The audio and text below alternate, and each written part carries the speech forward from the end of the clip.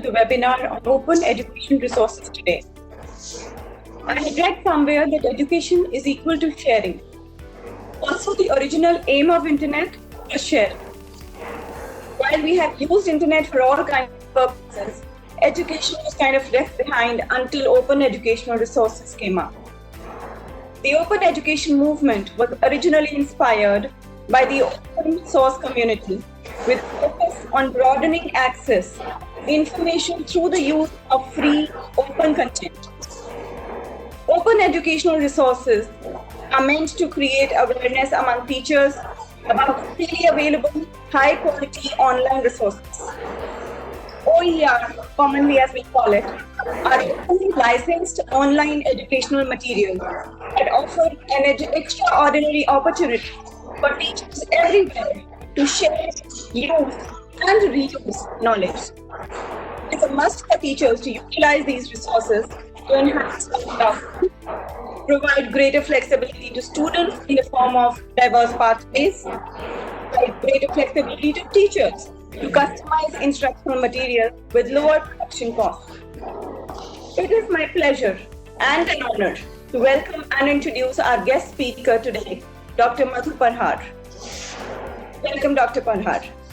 Thank you. Dr. Parhar specializes in educational technology and open and distance education, instructional design, and has contributed several articles and research papers in these areas. She holds a PhD in education from Jamia Millia Ismaila University, New Delhi, and MPhil in education from Delhi University. She has co-edited several books such as Open and Distance Education, Dynamics of Development, and Indian Education Development Since Independence. She is prestigiously consulted by UNESCO on various distance education projects.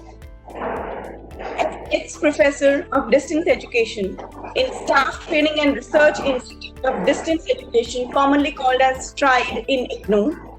Dr. Parhar has also worked as a director of STRIDE in 2018. She is now the director at Commonwealth Educational Media Center for Asia, actively working on creating and promoting open educational resources. I welcome you, Dr. Madhu Parhar, to share your views on the topic chosen today. Thank you, Mudita. So, friends and all the colleagues, TCS colleagues, who are organizing this webinar. As Mudita said, that today's topic is on open education resources and how it has an impact on higher education. So we will talk both higher education as well as some examples from school education. Now, what are open education resources? Mudita just covered one or two lines. These are the open resources which are available on the internet. Now, open education resources, I will be very brief about it. The term was coined first in 2002 at a forum organized by UNESCO, and which was on open courseware in higher education. From there, the movement actually started. So it has a long history, a past history, which all of you can go to the internet and search internet and find it out. But 2002, the movement started. But in Cape Town, in September 2007, there was another open education declaration which aimed as how to accelerate efforts to promote open resources, technology, and teaching practices in education. In between, there were several other opportunities, institutions, but again, in Luzibilanja OER Action Plan in 2017, it was drafted and finalized. So the action plan here identified what are the concrete actions to be taken to mainstream OER to achieve the sustainable development 4 goals, which is quality education and inclusive education. Lastly, in November 2019, that is only the last year, the 20th UNESCO General Conference adopted the UNESCO OER recommendation. If the slide was there on the screen, you could have seen, which is the international standard setting framework in this area, right? So open education resources, second slide says, give us what I just said. This is not the only history, let me tell you. The history is much more, but it was just a brief how it all started. Now coming to what are the open education resources? These resources can be digital and these are non-digital resources also. And some of the commonly open education resources are learning modules, which all of you know, these are smaller modules, the open textbooks, the videos comes under the open education resources. There are open access journals, there are online tutorials, there are digital learning objects. There are certain now online open education resources assignments also. So this is what the OER covers, the open education resources covers.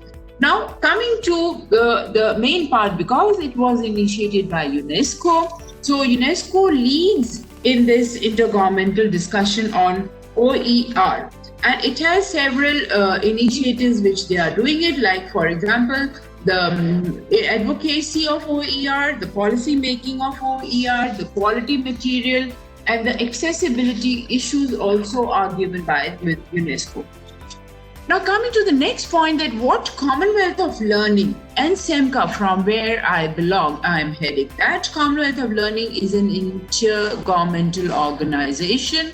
Head office is in Vancouver, Canada. Commonwealth of Learning and our CEMCA office is catering to the needs of the Commonwealth Asian countries, 8 countries. So what we do, CEMCA said there are several activities, but under the education sector, one of the major areas as Commonwealth of Learning has how to promote OER. And we have worked a lot with the UNESCO in promoting advocacy of OER, capacity building, and so on and so forth, what open education resources are. So what CEMCA is doing is building the capacities of the institutions of individual, or that's the various the stakeholders on what OER. The second important point, what CEMCA and of course CUL, and if I'll just describe what CEMCA is doing is we support institutions how to frame the policy, because the policy has a template. Commonwealth of Learning has prepared a template and we frame the policy based on that template. Third important point, what we do is we foster and facilitate the international cooperation so that there is not duplication in the OER development. That's another initiative which CEMCA has taken. So now coming to the point that why do you need OER, or what are the advantages of OER? That's the question which many people they ask, because several times during our programs, capacity building programs, or our interactions with the stakeholders, everyone says that if I keep my material as an open education resource, it means people they are taking my material and using it. It means it's my idea. It means it's my work. It means whatever I'm doing it is being taken by someone else. So it's not a copyright like in the books which we have. But the main objective behind it is to share the knowledge among everyone. And the world today is of the internet and every material is available. So now, why do you need OER? Just 2-3 important points. First and the foremost is how to access quality learning material both by students as well as the teachers. All of us, we know that there are several materials available. For example, if I just Google any subject, there must be lakhs of websites where can I find that material. But it is the quality learning material, and accessibility is much more important. Second important point, why do we need OER, is affordability. Affordability will come also when we say what are the advantages of open education resources. So, for example, it is for students, those who are doing medicine or in engineering. All of us, we know how expensive these books are. In higher education, we don't have a textbook like in the school education, we have textbooks. Though the textbooks in the school level, they are not that expensive, but in higher education, it is quite expensive, the textbooks. And as I gave the example of medicine as well as the law books. So students cannot afford to buy those books. Imagine if these books were under open education resources, so students with low socioeconomic background, or not socio, I must say, economic background, they can buy these, they can access these books, they can afford these books online, and even the publishers, if they make their books as an open education resources, it can be afforded by the students. There are studies and surveys shows that out of every 10 students, 7 students have skipped buying a textbook because of the cost. So once these textbooks are under open education resources, students can afford these books. The third important need as well as the advantage of open education resources is that it increases the student learning. And this is not what I am saying. This is a research shows, and I quote, a research done in almost 8 years back, that is in 2012. It shows, the research found out that students, and I quote that, the students in course that used OER more frequently had better grades and lower failure and withdrawal rates than their counterparts. So there are several research studies available. One can go to the internet and find it out, because it is not that what I am saying, it is the research which is saying. So this is another very important advantage for the students why we need OER. Thank you so much, ma'am. Thank you so much. You've covered the history, you've covered the advantages and need of OER. Such an excellent view the audience has got. Before we get into the next question that we have lined up for you, ma'am. So along with whatever information that you have just told, I think licensing is a very important part of all the OER channel. So what is the role of that Creative Commons licensing that it plays in developing the OER, ma'am? Okay, so if I use a very simple analogy, license, all of us, we know, if we have to drive a car or a scooter or any vehicle, we need a license. Even to fly an aircraft, we need to go and have a training and have a license, and then only we can come on the road or fly. Similarly, these licenses, as the word itself says, open license, it's a document basically. A license is a document which specifies what can and what cannot be done with the work. So broadly, if we say the open license is one which grants permission to access, to reuse and to redistribute my work or anyone's work. I'm just saying my work is just an example, and there are no restrictions. So OER, that is the Open Education Resources licenses, are given by the Creative Commons. Now, Creative Commons is a global non-profit organization, and which is an international movement now to promote the creativity and to promote the knowledge of the work. So the question what you asked, that what are licenses and what CC licenses are. CC means Creative Commons licenses, and these are used to have reuse our work. Now, largely, like not many, you must have seen, all books have a copyright symbol. If you go to the internet, if you'll see on even our websites or other research articles or books, at the down it says copyright. So it means no one can copy my material. It's illegal. But if I have license, then you can do that. You can copy, reuse, and so on. Now coming to the Creative Commons licenses, there are 6 types of licenses.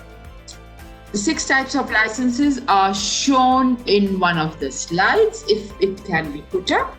The slides, these are from the least restrictive to the most. So the most open license is the CCBY license, and the least open license is the CCBY non-commercial, non-derivative license.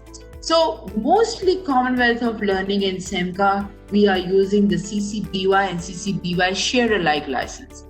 What does it mean? One needs to go into the detail. Because of the time constraint, maybe we will skip that. We will just talk about the first 2 licenses. What it says is that you can use my work. Suppose I have written a research article. And I have released my research article under CCBY, that is the most open license, and you can just copy, cut, paste, and reuse it, but you have to release your work under CCBY. So that's the advantage of these licenses. So many of these things, and if you go from CCBY to CCBY essay and so on and so forth, so the least one, the last one is most restrictive. Earlier, imagine MIT has released all their engineering courses under the CCBY license. So it means, imagine a student, like if I am interested, I'm not able to go and join MIT because of the cost, because of other constraints. I do a course and I get a certificate, or I use their material because the material is under CCBY, then it is a quality material because MIT is a quality institution. So that is what the CC licenses are all about. I would like to add just one more point here. That point is that it has a role in developing OER, CC licenses.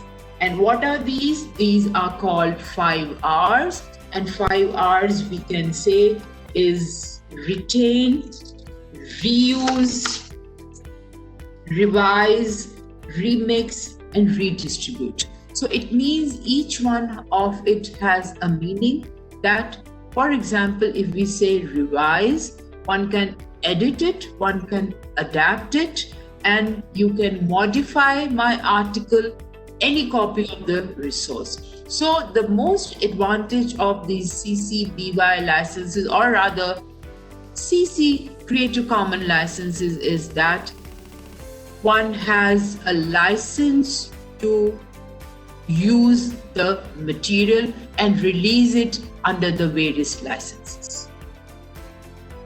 Thank you so much, ma'am. This is quite an in-depth information that you have given. I'm sure our viewers will benefit out of it. So many of our viewers are the teachers and the staff of various educational institutes.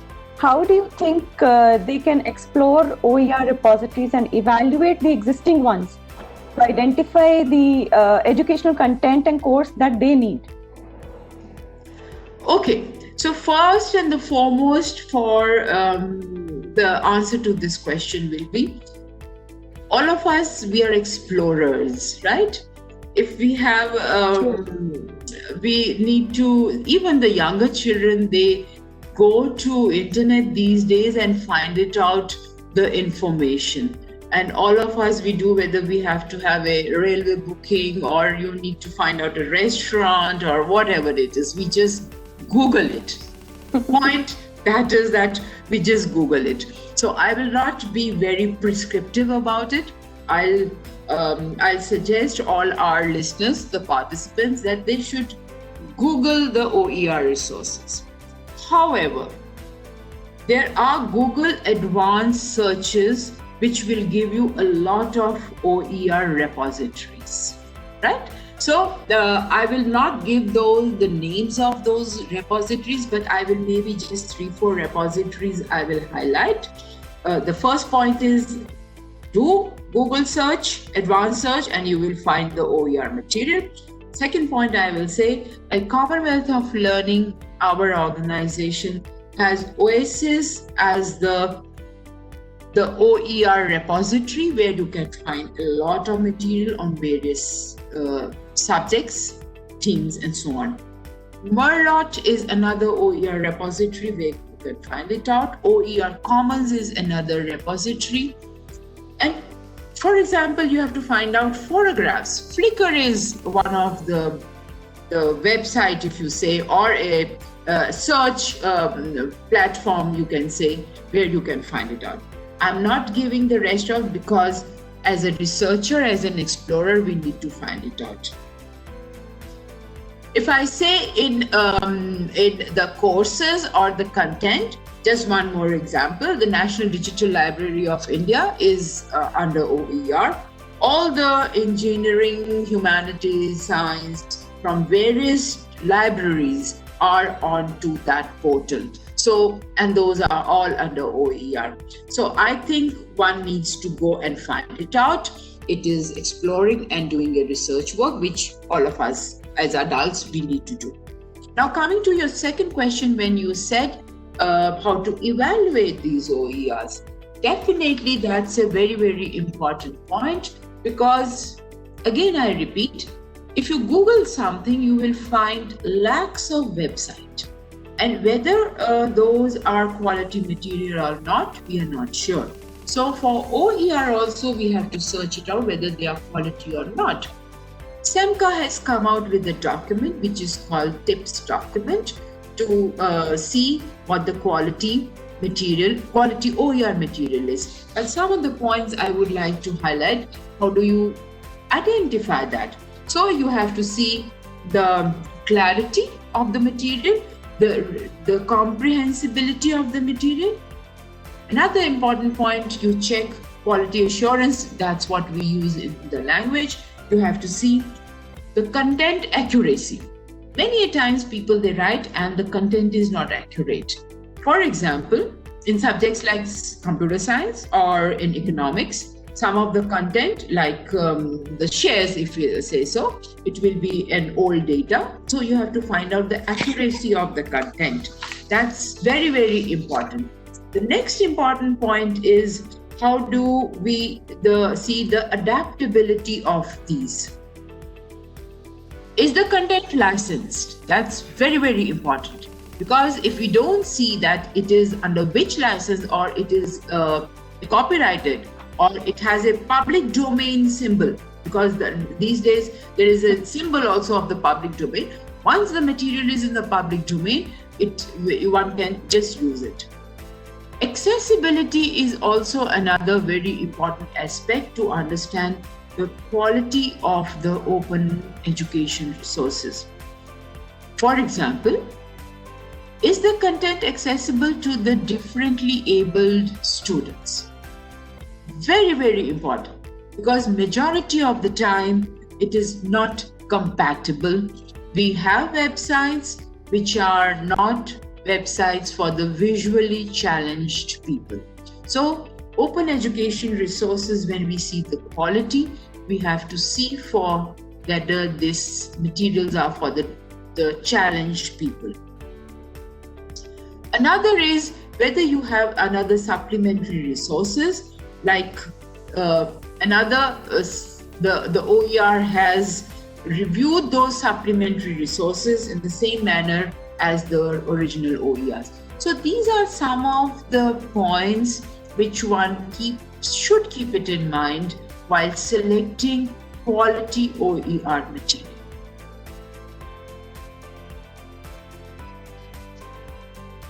Thank you so much, ma'am. Although I was wondering if there are any separate OERs available for the visually challenged, or only the voice does the work there? Okay, at the moment I haven't come across this, but let me tell you, Semka is planning that how we create a separate portal, if you say, like I say, OSs is one. Our COL website, if people can listen to those, we have inbuilt into it. But if we say as a repository, we one needs to find it out so that it is available for the visual, and for the hearing impaired people can see at least the material, read the material. But it's a challenge for the visually impaired people. So that is there. And it is not only the material, it is a collection of the resources for the challenge. That's also very important. So many websites are friendly to the visually impaired, but where you have collection for these, the material which is like videos or your text material or your course material and so on and so forth, that has to be prepared. A separate repository has to be developed. Sure, ma'am. Thank you so much. This brings us to our next question, actually, and again, it is very relevant to the audience viewing this video. How can the teachers and institutes design, develop, and publish their OER in variety of formats, such as ones that you spoke about, text, image, videos? And which, according to you, are the best sites? I think you've already answered the second part of the question, ma'am, in some way, but maybe if you would like to add something to it. Okay, your question, if I understand that, you are asking how to design and develop OER. That's right. Let me take just an example. Like, suppose I have to develop a course on BA Commerce. So I know there are several universities, and if I give an example of certain open universities who have institutional OER policy, they have their course on BCom. People can just take that course, any other open university, I'm just saying. Suppose one university has developed this, another open university wants to develop similar course or launch the similar course, so they can just take that course entirely. But some places you have to give a state context. For example, Orissa has developed a course and Punjab wants to adopt or launch that course. So the examples has to be from the context of the Punjab situation, right? Agriculture courses. Orissa will give their own examples, state examples. Punjab has to give their own. But the theory part of it can be just taken as it is. But examples, yes, you have to have a different example. So that is one point. Now, a second point is how to create. So once you take those concepts, because principles, theories, will remain the same. Management principles will remain the same. They will not change. Rules will remain the same. They will not change. So that can be just taken, but you have to acknowledge it. You have to give the license there under which it has written. That's very, very important. But if you are substituting with your own examples, then of course you can write it down. So that is one thing. And in the copyright page, you have to have the symbol, which license, symbol as in which license you are using, you have to give that. And then in the Creative Commons website, you can go and you can find out the complete how to refer that license, like the way we do the referencing, it will come that way. So that's how you can design and create it.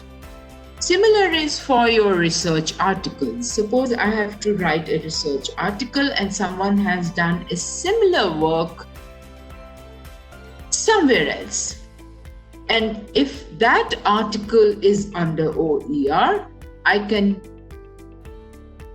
from there. But my research findings will be different, right? So if that experiment is done or that is done in Delhi, it will be definitely different what it is, the results will be in London. But the theory aspect will, like for example, I say COVID-19, the virus will remain the same. But yes, how it has impacted in Delhi and how it has impacted in London, those will be different.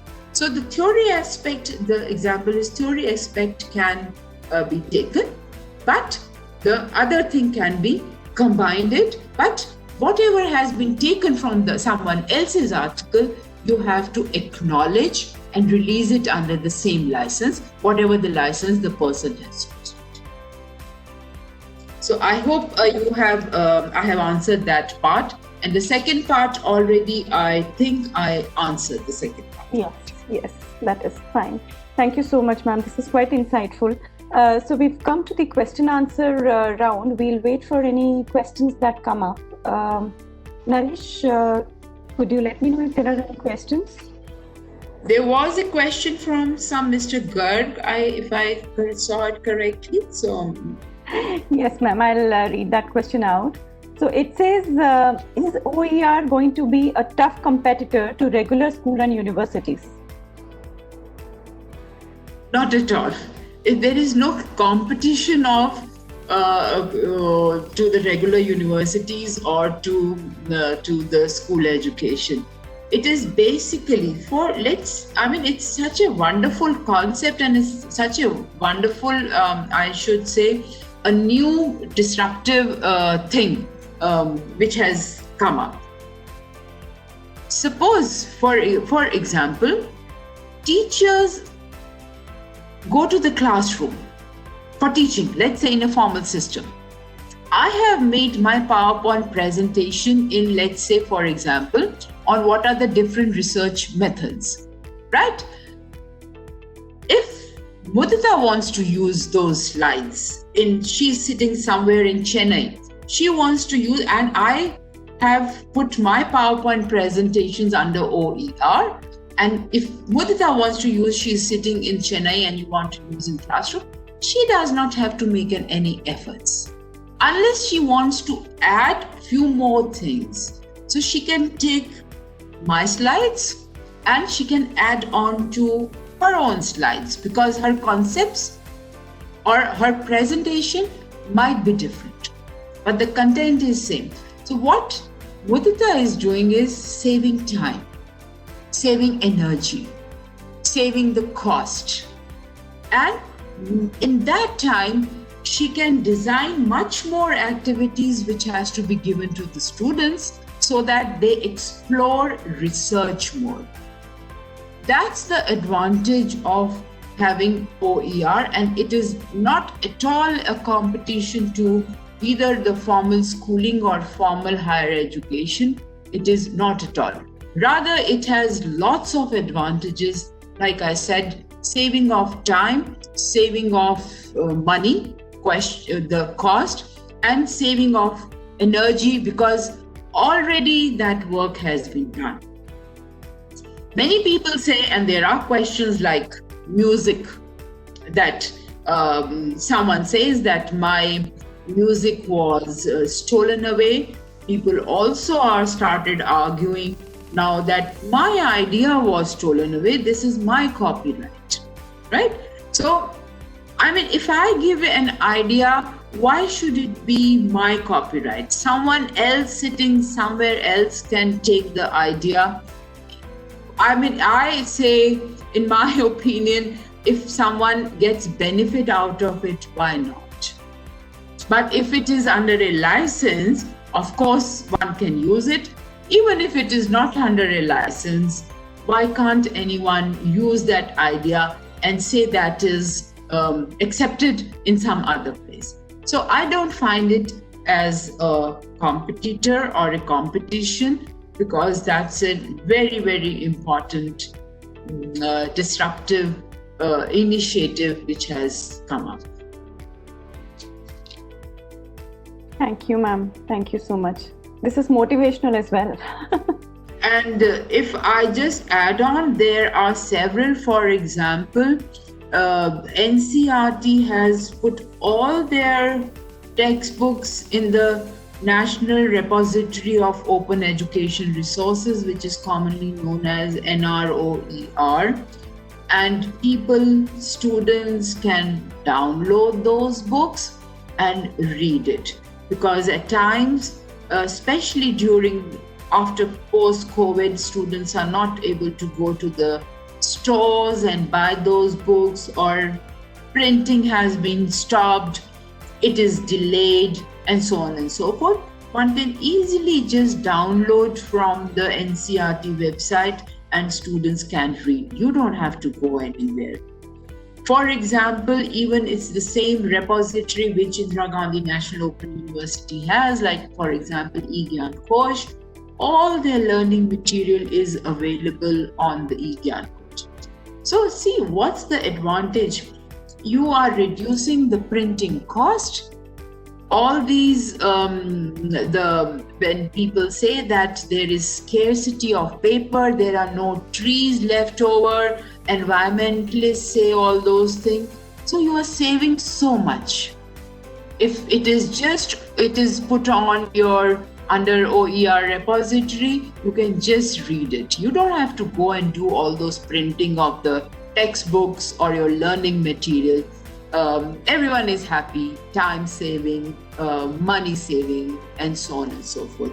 So all these things, and there are several other repositories, like there is Shodh Ganga, there is PG Pathshala at school education level, NDLI, National Digital Library of India, have already discussed about.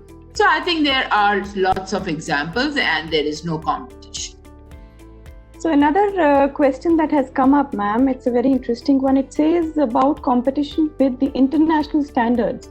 How do you think India is currently placed with respect to the standards of open education resources across the globe?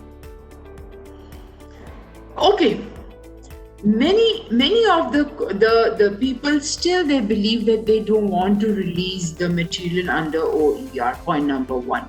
But those who are releasing, yes, they are. It is what they are writing, and international standards they have to maintain if they want. It's my prestige actually. If I am writing a research article, it is what I want to give it. But this is an important point, that the materials or the books has to be at the international level, and that's why there are certain quality frameworks which are there, which has to be adopted. Creative Commons license website has some of these issues. I mean, not issues, I must use the word points. How you can, unless and until you fulfill those points, then it cannot come. But I think India is doing much. It's a lot better, and it has achieved the international standards. The rest, I think we need to explore more. That is so good to know, ma'am. Another similar question says, how language could become a barrier to open educational resources? Yeah.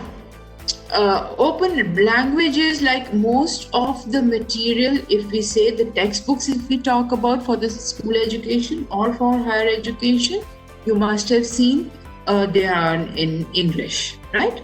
If we talk about the medicine as a subject, as a discipline, engineering or humanities or social sciences or whatever, all the textbooks as well as the learning material or the reference books, which we call, is on the English. Very rare it is in Hindi. But people, they prefer in their mother tongue or their local language.